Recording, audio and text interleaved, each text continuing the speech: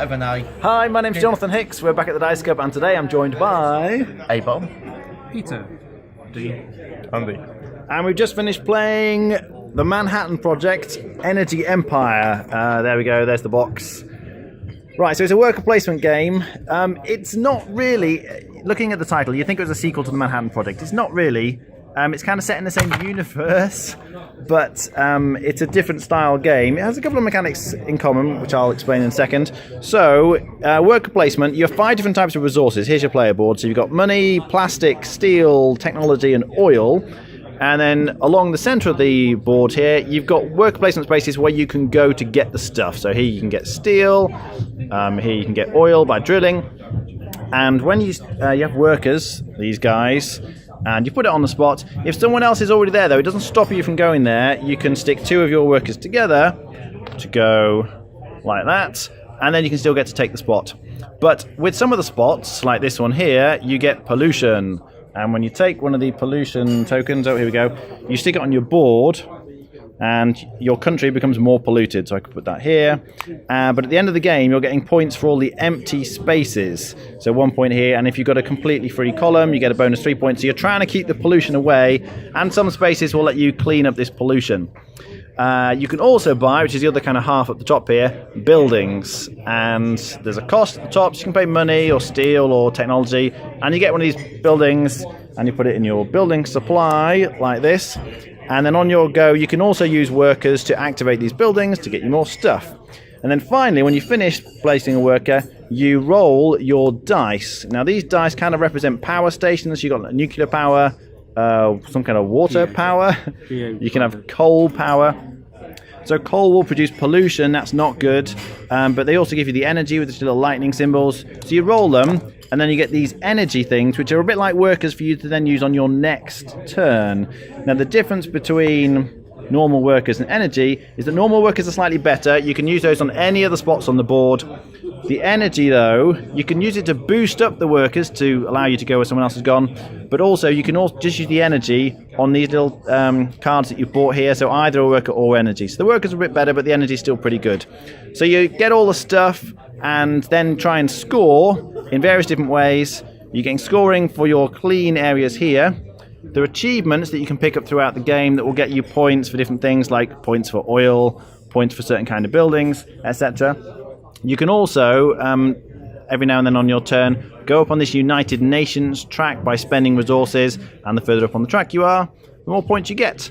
I think the final way of getting points primarily is you also get some points for buying all these cards. Whoever has the most points wins. All right, so what do we think? I enjoyed it. I quite liked it. One of the things I'd say about it is looking at the sort of the way you think about it. The rules are quite simple, yet there's quite a bit of strategy there. So it's like one of those sort of worker placement Euros where you can go, okay, explain it quite quickly to people, as long as they're experienced gamers, but actually there's still quite a lot of game there. Okay, Peter?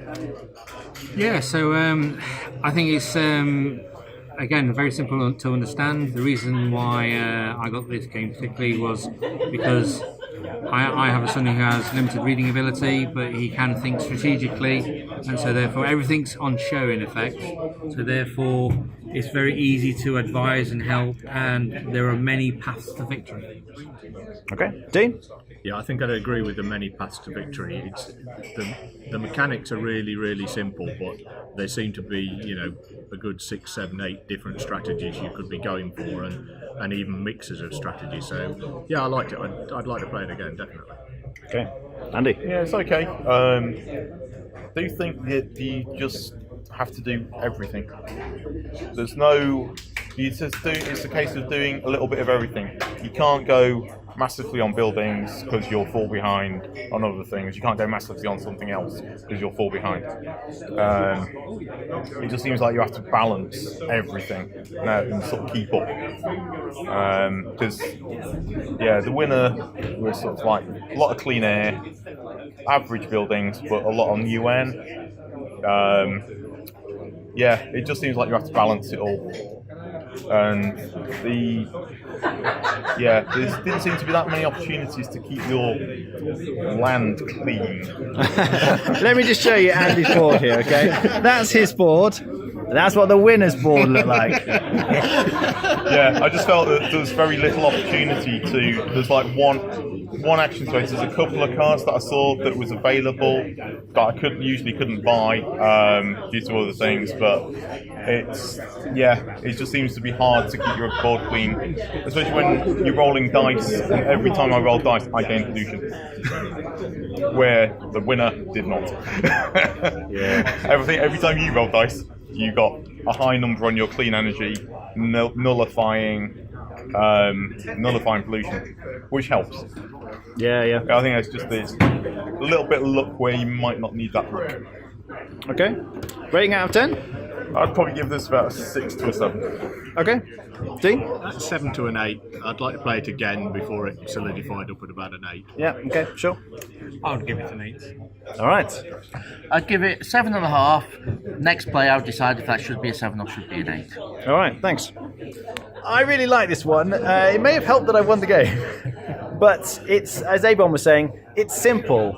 Once you sort of understand the rules, there aren't that many different mechanics to worry about. There's lots of different kinds of resources, and it looks like there's a lot of complexity because there's so many different kinds of resources. But at the end of the day, you just get stuff and use that stuff to get points. As Andy said, you do have to do a little bit of everything, I think, certainly. But I quite liked that in the sense that, like a lot of good worker placement games, you always feel like there's too much to do. You can't do all the things that you want to do. So you have to decide, am I better off doing this or am I better off doing that other thing? And I really like that tension between the different things, trying to make sure you were good enough at enough things to score points. Yeah, I was a big fan. Really like to play this. Again, I feel like there's lots of replayability there. I think I'd give it an 8.5.